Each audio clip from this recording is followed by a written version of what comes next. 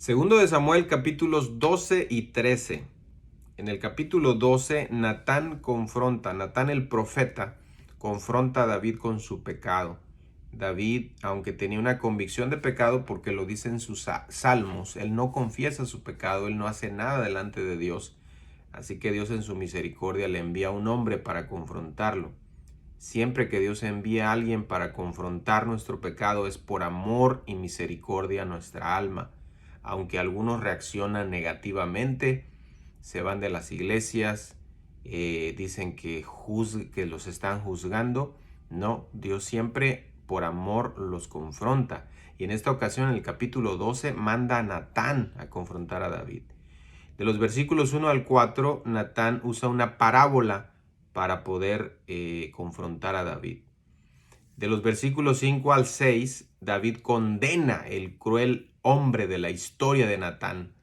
Natán sabiamente usó una historia para entregarle este mensaje a David. Y David reacciona y dice, ¿quién es ese perverso que hace eso? Natán descubre el pecado de David, le dice, tú eres aquel hombre.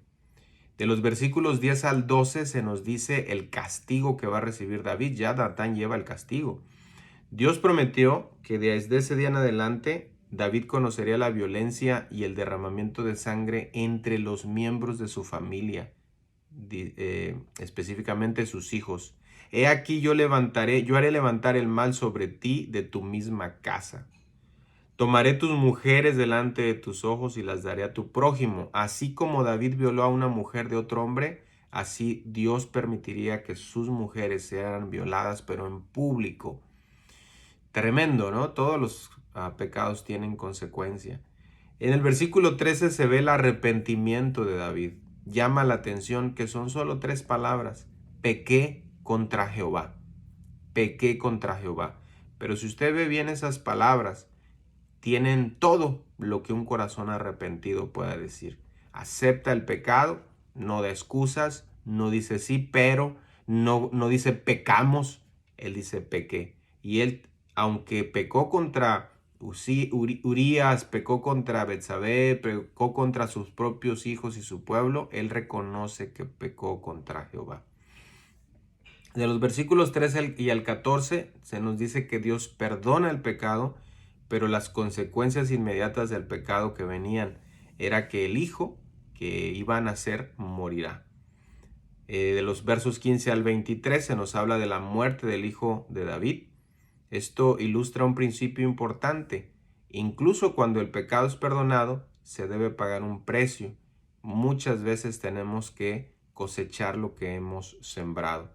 De los versos 24 al 25, Dios extiende su misericordia sobre David y Betsabé y concede a David que tenga un hijo, el cual le llamó Salomón. Es impresionante cómo Dios, a pesar de este pecado, él perdona y con este acto está demostrando que había perdonado completamente a David. Y cierra el capítulo hablando de una victoria de David en Rabá. ¿Se acuerdan que Joab fue a pelear con los amonitas? Y allí seguía Joab mientras todo esto se llevaba a cabo. Bueno, finalmente Joab vence, David apoya y David captura la ciudad, toma el botín y somete al pueblo. Es decir, que Dios todavía estaba con David impresionantemente, ¿no? Esto no nos enseña que debemos pecar, al cabo que Dios nos va a perdonar.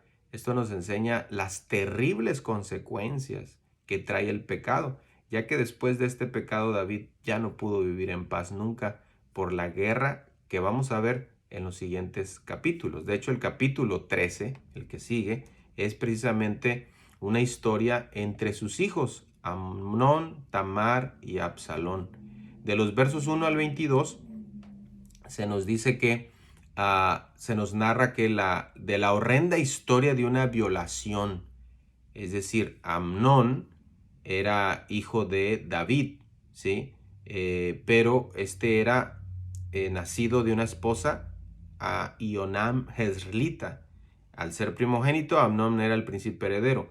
Absalón, que tenía una hermana llamada Tamar, eran hijos de Maacá, hija de Talmaí, rey de Jesús. Ya ven todo este relajo que tenía David con sus mujeres y sus hijos. Todo esto le trajo un problema terrible a su vida. Bueno, ¿qué pasó aquí? que Amnón se enamoró de su media hermana Tamar. Él recibe un consejo de Jonadab, su primo, y se finge enfermo para poder estar a solas con Tamar. En el verso 11 al 14, Amnón viola a Tamar, su media hermana, y después la aborrece. Es decir, que esa atracción o ese enamoramiento que tenía por su media hermana realmente era lujuria. De los versos 19 y 20, Tamar se lamenta con su hermano Absalón. De los versos 21 al 22, David se enoja, pero no hace absolutamente nada. Y aquí empieza el problema. Absalón asesina a Amnón. De los versos 23 al 27, al 29, se nos narra en este capítulo que Absalón mata a Amnón. Empieza ya la tragedia en la familia del rey David.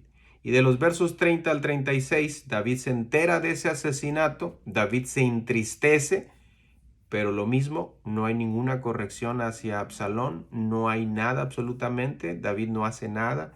Y de los versos 37 al 39 se nos dice que Absalón huye a Jesús. Y dice el texto así, y el rey David deseaba ver a Absalón, pues ya estaba consolado acerca de Amnón que había muerto.